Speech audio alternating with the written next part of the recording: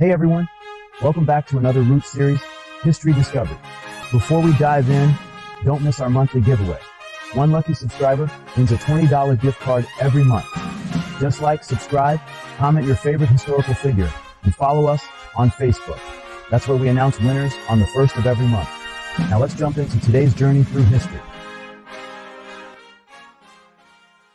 From the dense Amazon rainforests to the golden beaches of Rio de Janeiro, Brazil's story is one of discovery, struggle, and rebirth. A land of untamed beauty, and a people forged by centuries of collision between worlds. This is the story of how Brazil began. Long before any European ships crossed the Atlantic, the land we now call Brazil was home to hundreds of indigenous nations. From the Tupi and Guarani in the east to the Yanomami deep in the Amazon, they lived in harmony with rivers, forests, and sky. They hunted, fished, and cultivated cassava, maize, and fruits of the rainforest. Each tribe spoke its own language, told its own legends, and believed the earth itself was alive. For thousands of years, they called this paradise home. Then in April 1500, everything changed. A Portuguese fleet, led by Pedro Álvares Cabral, accidentally reached Brazil's shores while sailing to India. Cabral claimed the land for the Portuguese crown, calling it Terra de Vera Cruz, the land of the true cross. But soon, another name took hold, Brazil, after the pau-brasil tree, whose red dye became one of Europe's most sought-after commodities.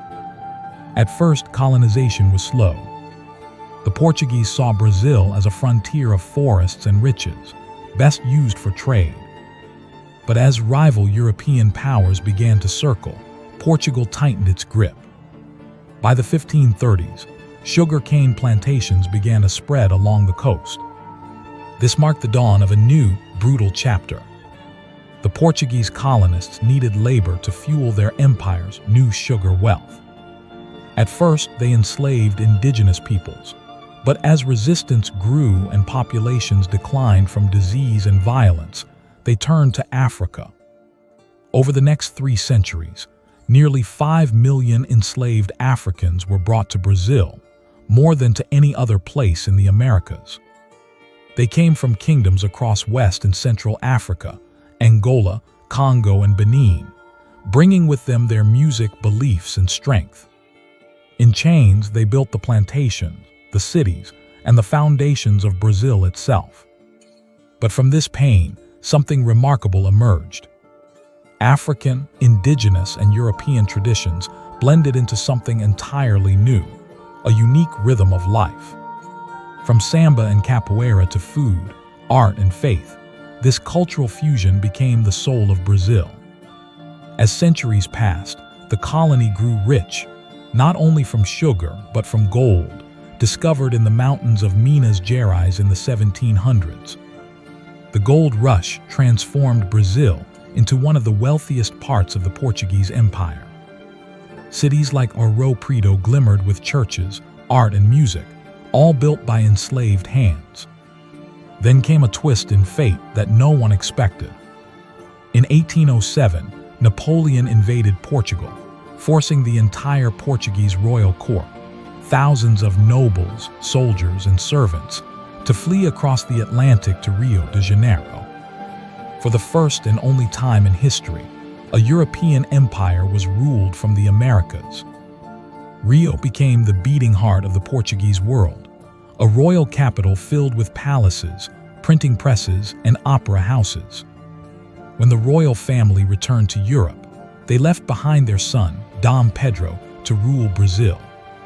But by then, the Brazilians had tasted power, and they wanted freedom.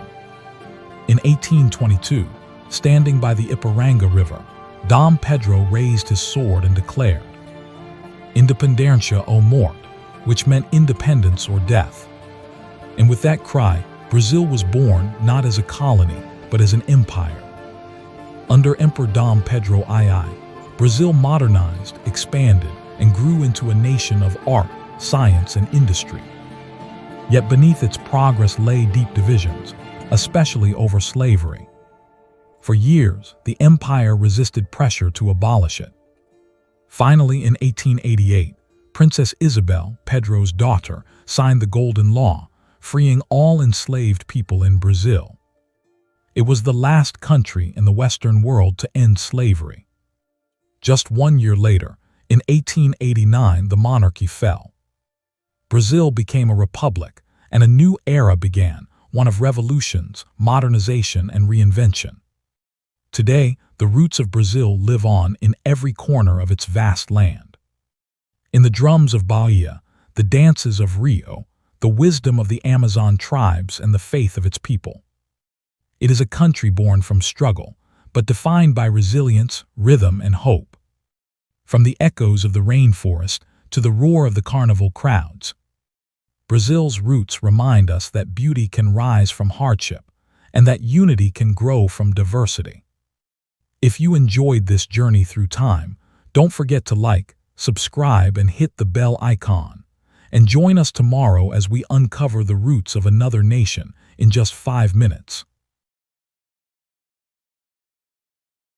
For all your must-have gadgets and accessories, make sure to check out Tech Essentials.